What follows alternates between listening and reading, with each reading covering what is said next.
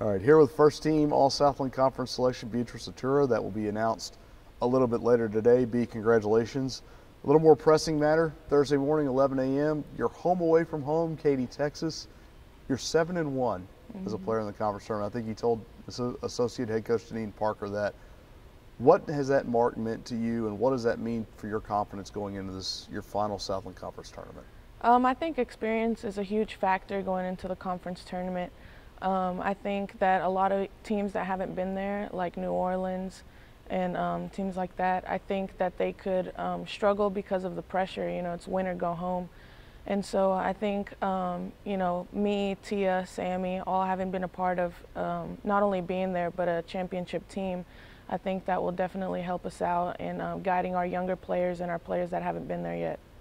When you hit I-10 West, when you kind of pull up and hit that exit there and make that right turn, are you going to light up kind of like you are right now? Yeah, just thinking about the Merrill Center brings up so many great memories. Obviously, we still have a bad taste in our mouth from last season, but you know, every time I pull up there and step on the court, I just think about the confetti falling down and us holding up the trophy. And actually, Presley Owens sent me a picture just yesterday of her making confetti angels. So, yeah, it was pretty funny. There's been some great photos. The photo of her and Ariana Osmer hugging. Yes. I think the photo of Tia, you mentioned Sammy and Tia. I forget, it's probably Sammy jumping on Tia's back 2 years ago. Mm-hmm. You have a pretty special plaque from that tournament 2 years ago. I think that may be the point in time where we saw what Beatrice Attura, the player of the last 2 years, is capable of. What changed for you in Katy 2 years ago? You know, I think just seeing that we were kind of struggling offensively. We went through a stretch where, I don't know, for whatever reason, offensively we're kind of struggling. And, you know, Keisha didn't have the best part of the year at the end of the year. So I just saw that and I took advantage of whatever matchups I was given and, you know, attack them. And I think Brooke and Scott back then did a great job of putting us in positions to be successful. And, you know, I just try to help out my team any way I can to, you know, to win. And, you know, I just had favorable matchups and credit my teammates for having confidence in me. You mentioned the sense of pressure that first-year teams feel in this setting. There's going to be a sense of urgency, maybe more so with you than anybody else on this team. How do you use that to motivate your teammates and also, you know, maybe take a little bit of the pressure off of them?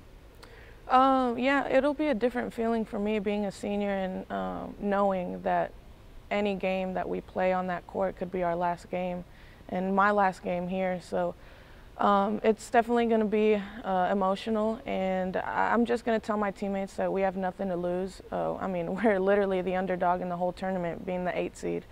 So, you know, it's been done before by us being a 6th seed, and there's no reason why we can't do it again. And I'll just, you know, hopefully instill confidence in them and, you know, tell them that we have nothing to lose and everybody needs to play 100% with 100% effort for all 40 minutes. When you were that 6th seed, you beat an HBU team in the finals. Do you remember what seed they were? Yeah, they were an 8th seed. So it can be done. It can be done, exactly. Do you draw anything from that team? You know, as a 6, it was a great run. Right. As an 8, equally great to get to the finals. Can you draw something from Houston Baptist from 2 years ago? Yeah, I mean, they definitely were not the favorite team at all to even win one game.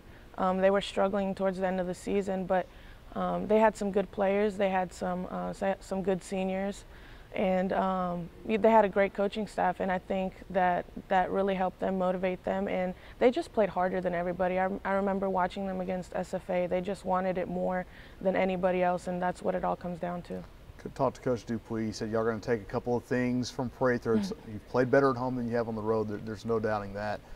If you could take one thing from Prather, if space wasn't an issue on the bus or whatever, what would you take with you down there to make you feel at home? Let's see. That's a tough one. If space wasn't an issue, probably the logo in the middle of the floor. Okay.